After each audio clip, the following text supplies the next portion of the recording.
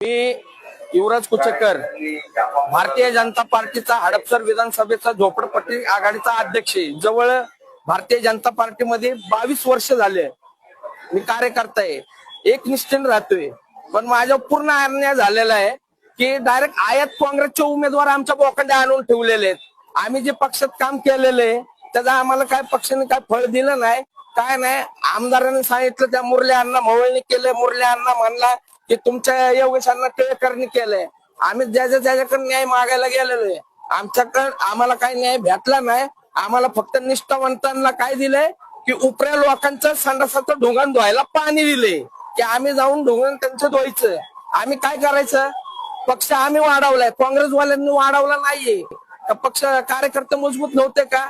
हे अन्याय झालेला आहे, अक्षरशः जे झाले ना चुकीचं झालेलं आहे। मी तर काय पेटवून घेणार नाही, पण ही आपाप पेटणार आहे का की बीजेपीचे जे आहेत उमेदवार ते 100% नाही 110% पडणार आहे। आणि हा शब्द माझा एका मागाचा आहे, मर्यादा लक्ष्मी आहे। जय मांगीर बाबा, जय लवजी।